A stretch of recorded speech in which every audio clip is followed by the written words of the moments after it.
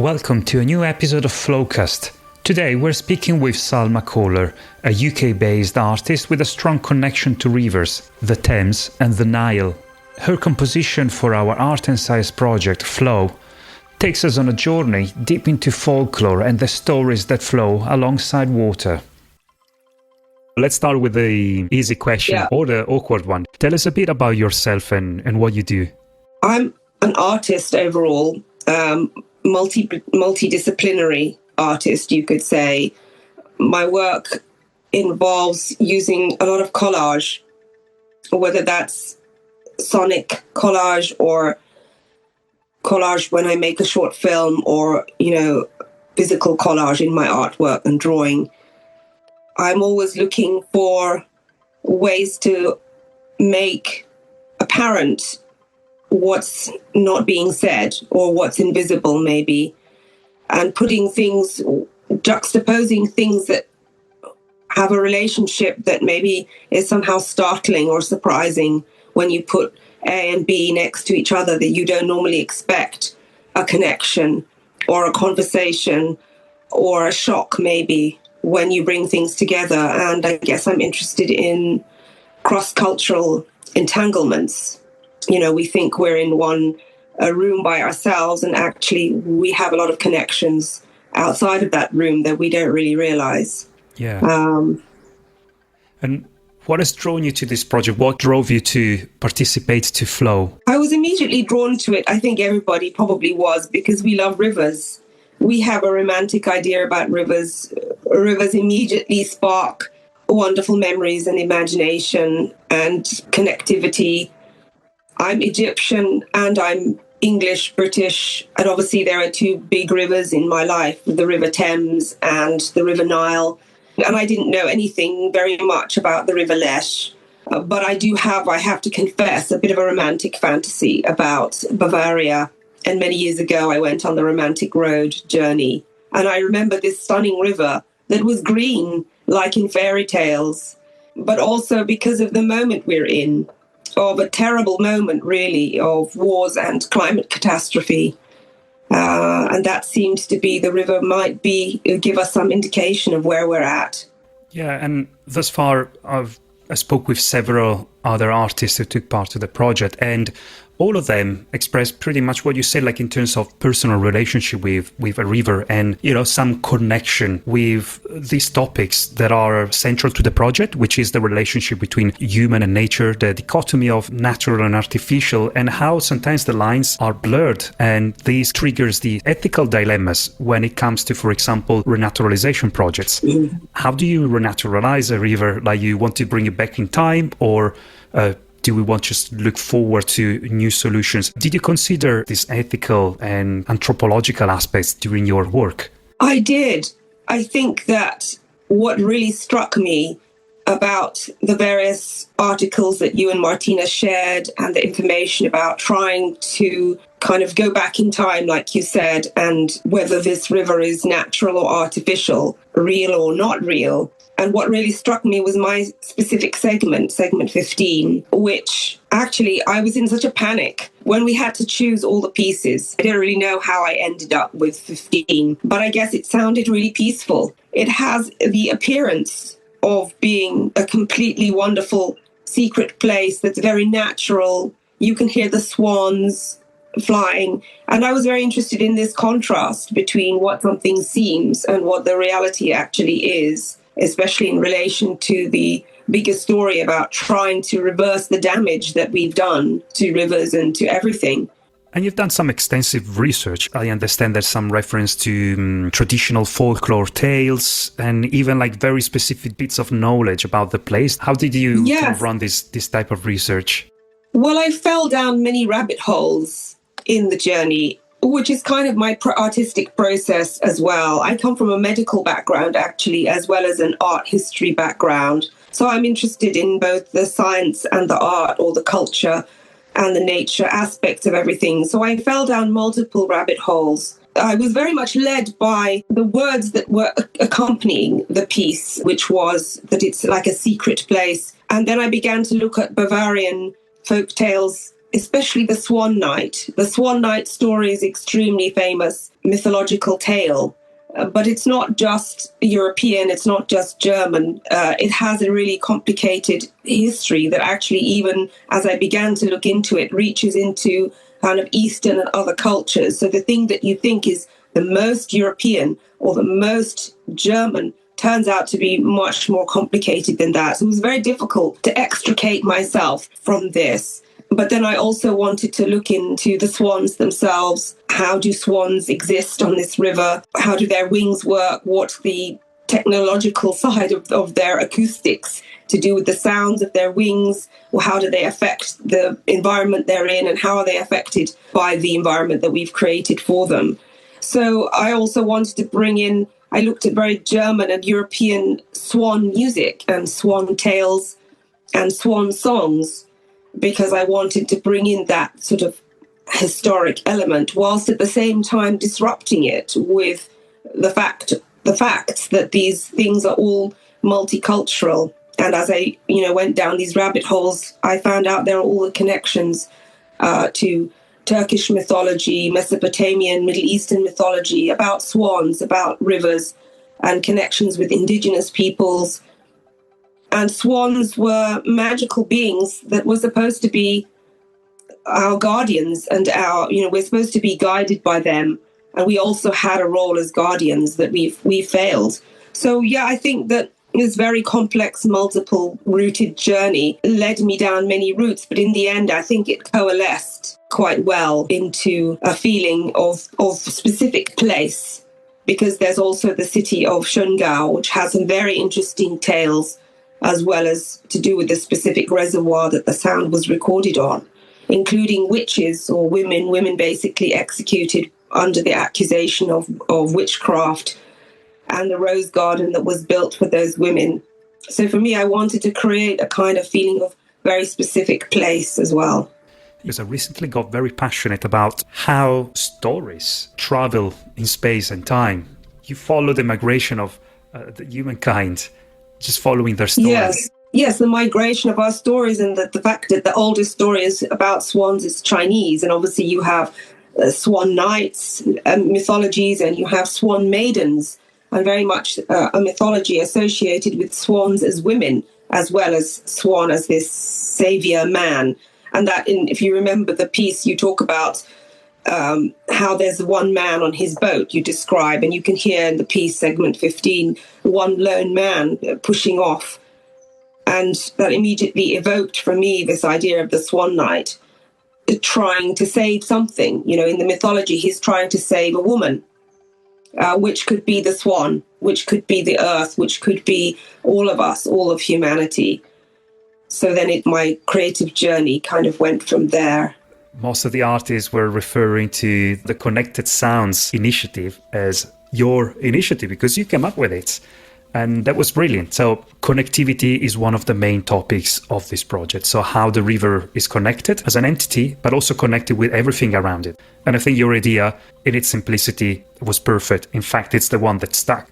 Everyone could volunteer to share some pieces from either the field recordings or their composition, and anyone else could just go into that folder, pick whatever they wanted, be inspired, or use it in their composition. Did you interact with other artists? Did you use other sounds as well? In the end, I didn't actually use the literal sounds in the piece because sonically it didn't work, but I used the feeling and understanding that I got from listening to other people's segments to get a more overall feeling and understanding, sonic understanding of the river and my segment and its quietness in relation to the noisiness and the hydroelectric dams and everything that was going on not so very far away, that helped me shape the concept of my piece as a fragile dream of peace and serenity in a world that was actually very noisy. And if you remember in my piece, you have a segment where I'm talking about how the turbines work and all the noise and the rushing sounds.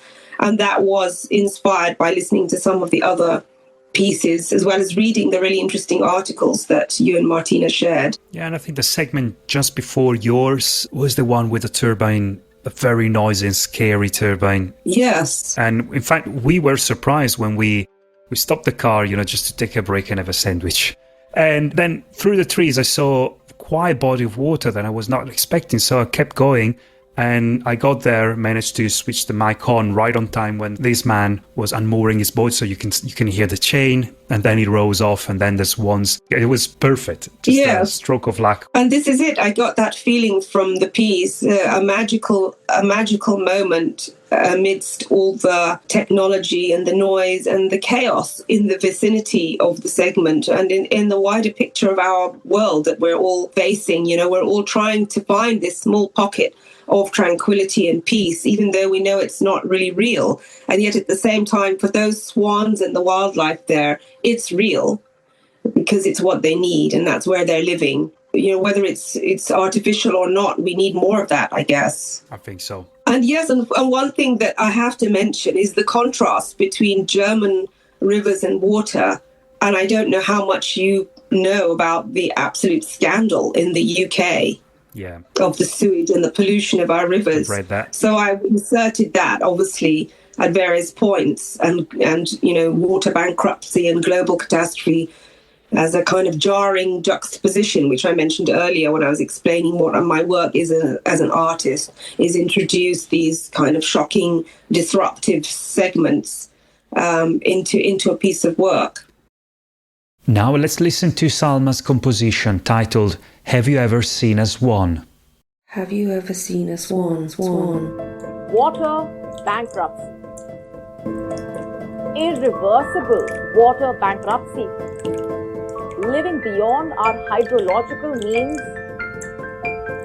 Global water bankruptcy. Critically water insecure.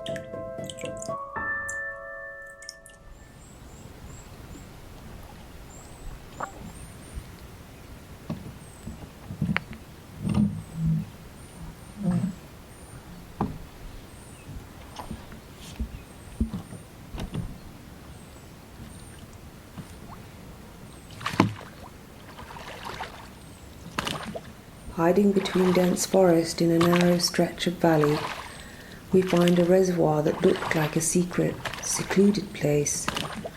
One man unmoors his boat and rows away, barely rippling the tranquil waters.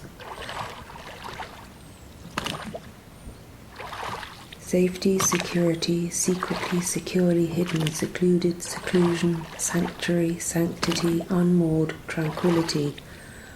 Barely a ripple in time, hiding, untouchable, unnoticeable, inaccessible. Are we ever really alone? Is this place really secluded and safe?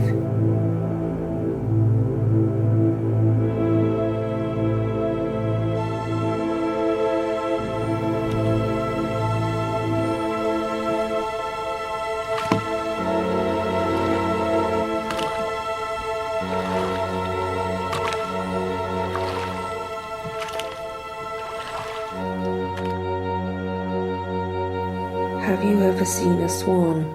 A swan knight gliding in his boat on a flowing verse from an epic medieval tale about a heroic and mysterious rescuer. A questing knight conveyed in a boat drawn by a mysterious swan which feeds him and guides him to his unknown destinations.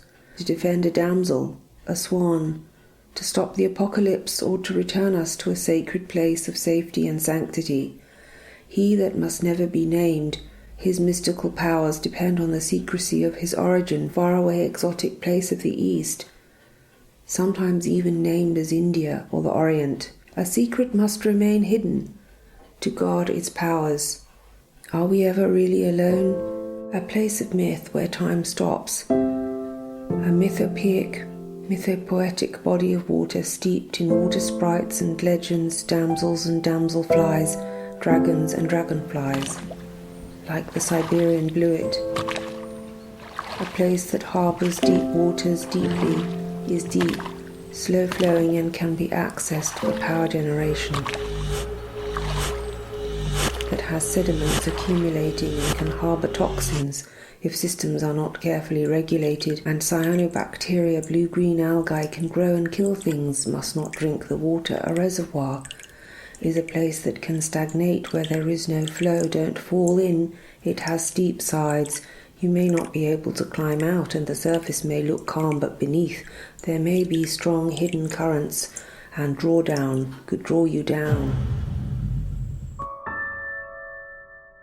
Sounds, water, movements of dams, rush of structures, powerful flow, loud immersive turbines generating humming, mechanical sounds, low frequency, 80 hertz, tonal noise, audible over the long distances in the valleys, pulsating sounds, undershot turbines, vibrations, flow dynamics, altered water flow.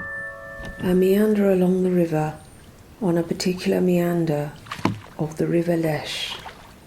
A sinuous curve formed as a river flows across a flat, low-gradient landscape, meandering, following a winding course, drifting this way and that, and over all forwards, but here and there, hither and thither, the swans are taking flight, swan maidens.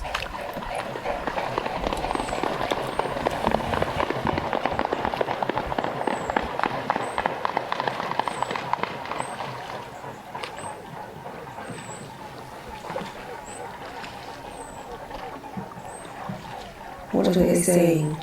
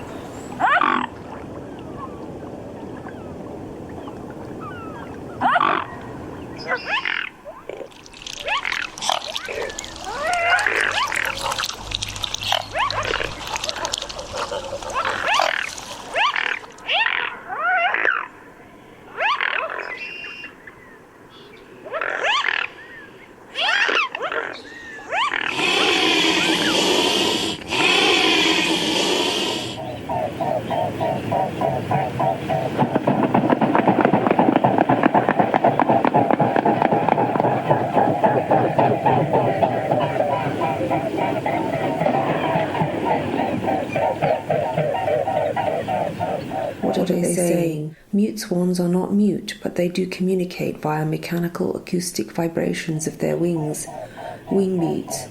A loud, eerie sound, rhythmic humming, whistling sound produced by feathers can be heard up to 2 kilometers away. Intense, throbbing sound, deep, leathery, whistling sound, the rhythmic, loud pulsing helps keep flocks or mated pairs in contact when flying. Used as territorial displays to signal presence to intruders. Carries well, carries far. The characteristic wing beat. Humming sound is due to unique aeroacoustics. Air moves over specialized feather structure that creates a distinct throbbing rhythmic hum. Primary flight feathers are stiffer, more narrow compared to other swan species, and this creates a sharp whistling or thrilling noise. Not soft or muffled, musical, vibrant, whirring, contact sound while in flight. They don't honk like other swans, cadence, strong. What are they saying? Mute swans play an important role in ecosystems by helping to maintain healthy aquatic plant populations, control overgrowth to stop water getting choked. Heavy metal contamination, chromium, copper, lead accumulate in fennel, pondweed, and Eurasian water milfoil.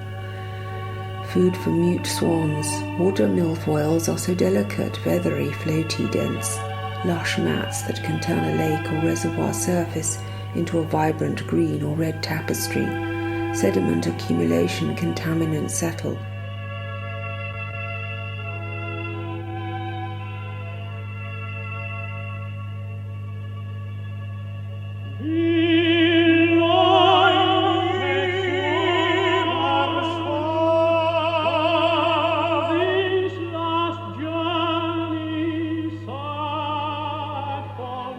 A maiden is bathing in a body of water. She is a swan maiden.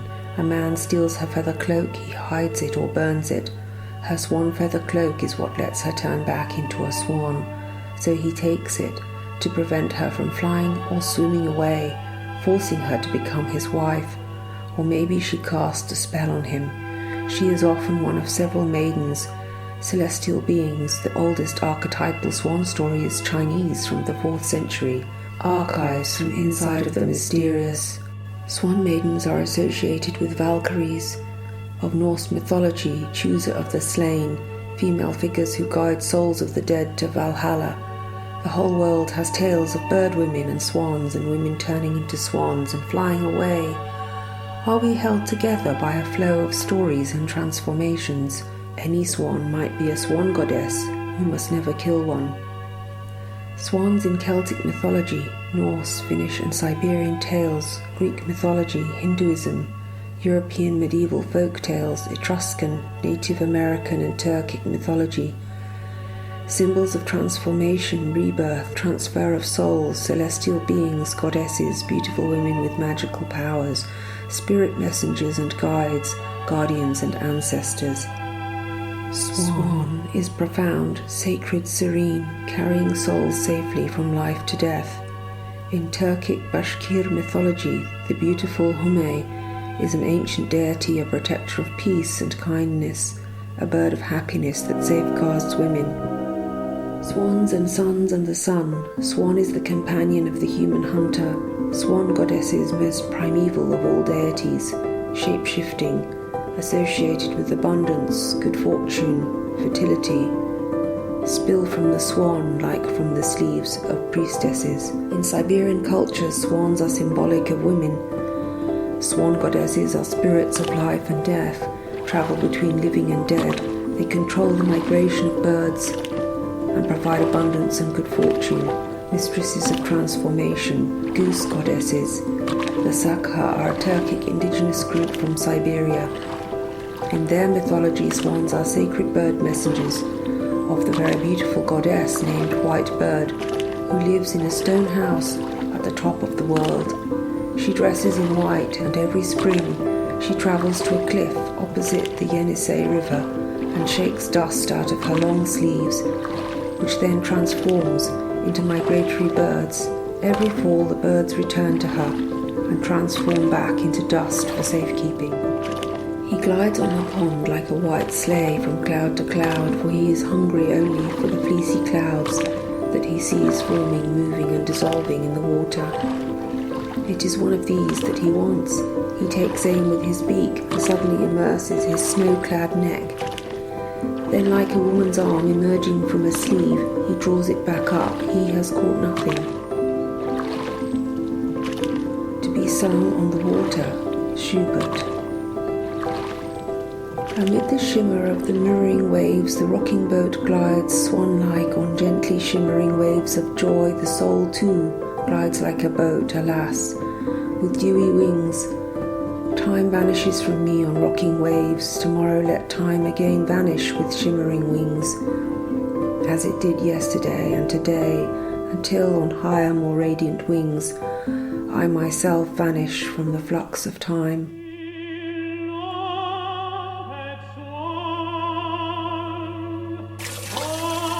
Do I drink tap water? Do I drink tap water? Do I drink tap water?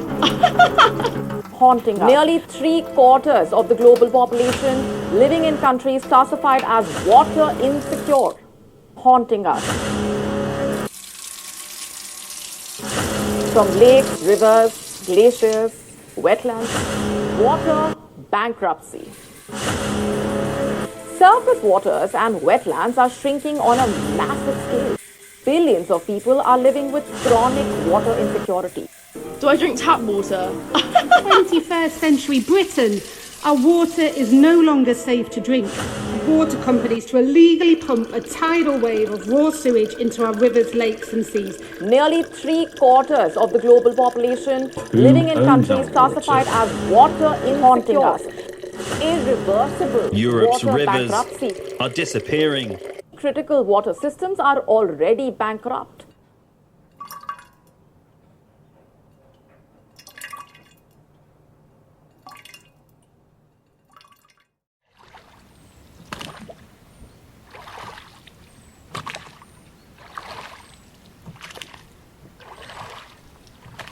Are rivers places for lost souls to wander, rivers of the underworld where souls cross to the afterlife? Or are snake-infested, fiery waters, or waters filled with blood and putrefaction and sewage, can only be crossed by the righteous and pure? Or waters of purification, molten metals, or life-giving manifestations of heavenly rivers, gardens of Eden, or rivers of powers of the gods, rivers of destruction and floods, a barrier of liminality, a point of no return. The paper mill now only in recent years converts ash residues to calcium carbonate used as a filler in paper to prevent it from entering the environment, and has no recent systemic heavy metal leakage, focused on reducing nitrogen loads and chemical usage, but still some issues and odour leaks and notice from plant shutdown. And the Rosenau landfill across the river had to be sealed and water monitored. Many other landfills are not regulated and toxic waste is leaching from our groundwater. River in different mythologies around the world, from Mayan to Finnish, Japanese, Chinese, European, Indian, Greek and Mesopotamian, Middle Eastern, are places of oblivion and forgetfulness. In a cafe in Schongau, Café Bijou Rose, they serve a Turkish breakfast on weekends, butter, strawberry jam, eggs, feta Turkish sand coffee made in a copper pot called a Jezebel. Roses for the victims. The Great Witch Trials, 1589 to 1592, were a major series of trials. People killed, mostly women. Witch hunts were fueled by fear, paranoia, and need for scapegoats following environmental disasters like the severe hailstorm of 1588 that destroyed harvests, devil-driven catastrophes. Bettina, a city councillor, pushed for this ever since she lived in Schongau. 63 rose bushes over 3 beds, brass signs with the names, 54 names found in the archives, 9 nameless panels. They read from the trial archives how perfidious the accusers, forced confessions under torture, forced to confess to unchaste acts with the devil, or that they created hail weather with evil spells or killed cattle and small children. A spontaneous prayer. Do gardens have the power to change the world? Joy, perception, memory, identity, togetherness, responsibility, consideration, and creativity. German tamarisk, dwarf bulrush, rosemary willow, grey alder woods, lady slipper orchid, north flowing river, once a flower bridge, a migration corridor connecting southern Mediterranean and northern ecosystems after the last ice age that fostered biodiversity and species dispersal until river regulation stopped that and broke the flower bridge. The flower bridge is broken. An Inuit woman once said that in the earliest of times a person could become an animal, or an animal a human being. Sometimes they were people, other times they were animals, and there was no difference. All spoke the same language, and that there was a time when words were like magic.